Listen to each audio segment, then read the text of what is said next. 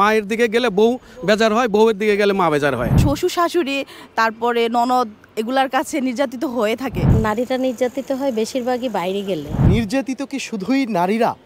এই প্রশ্নটাকে আপনারা আপনাদের মতো করে ব্যাখ্যা করবেন। মহিলারাও বিশেষভাবে নির্যাতিত হচ্ছে, বাট এখানে ঘরে ঘরে কিন্তু পুরুষেরাও বিশেষভাবে নির্যাতিত। অনেক ফ্যামিলিতে দেখা যায় যে আমরা যারা পুরুষেরা পারিবারিকভাবে যে নির্যাতিত হচ্ছি, এটা বাইরে কিন্তু আমাদের বলার মানে কি সম্মানের খাতিরে আমরা হয়তো বলতে পারি না। শুধু নারীরা নির্যাতিত না, কিছু কিছু ক্ষেত্রে ছেলেরাও পুরুষেরাও নির্যাতিত হয়।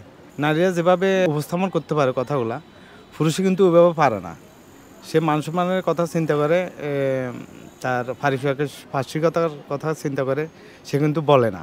সত্য, নির্মম সত্য, যেটা আমাদের এই পুরুষতান্ত্রিক সমাজে অনেকটা নির্লজ্জভাবেই উপস্থাপন করতে হয় যে আমাদের সমাজে নারীরা বেশি নির্যাতিত। আমাদের সমাজে পুরুষরাও নির্যাতিত হয়, সাধারণত মানসিকভাবে। নারীরা নির্যাতিত হয় বেশিরভাগই বাইরে গেলে, পুরুষরা ঘরের ভিতরে নির্যাতিত।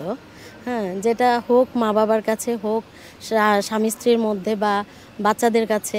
আমি বলবো যে স্বামী স্ত্রী বা পুরুষ নারী সবারই সম অধিকার দরকার। বাচ্চা কাচ্চা রাখা, ঝামেলা, রান্না করা, এগুলা নিয়ে অনেকটাই নারীদের মধ্যে ঝামেলা হয় যে হাজব্যান্ডরা করে না বা আমরা করি, বা হাজব্যান্ডরা চাকরি করে। এটা নিয়ে প্রায় পারিবারিক সমস্যা হয়ে থাকে যে তোমরা শুধু বাচ্চা ঝামেলা সামলাও, আমরা তো অফিস সামলাই। এটা নিয়ে পারিবারিক সমস্যা হাজব্যান্ড ওয়াইফের মধ্যে হয়, এরকম প্রায়ই ঘটনা হয়। কিন্তু আমাদের এই সমস্যাটা দূর করার জন্য স্বামী স্ত্রী উভয়ই মিল থাকতে হবে। নারীদের পাশাপাশি অনেক ক্ষেত্রেই দেখা যাচ্ছে যে পুরুষরাও নির্যাতিত হচ্ছে, তাদের পরিবারের কাছে তারা নির্যাতিত।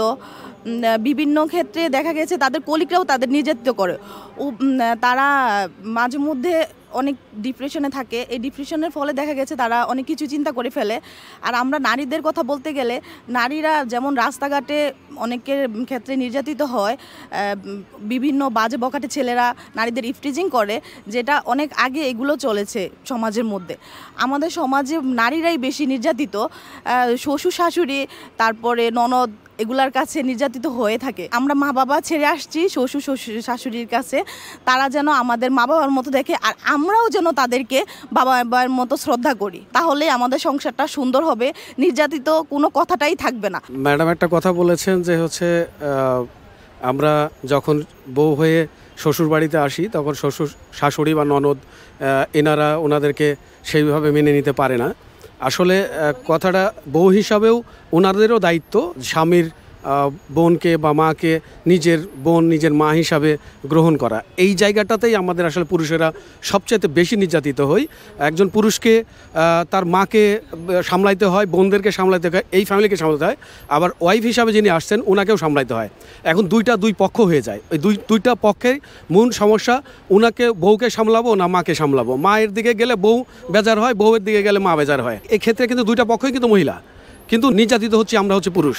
হ্যাঁ, আমরা হচ্ছে জাতাকলে পিষ্ট হচ্ছি।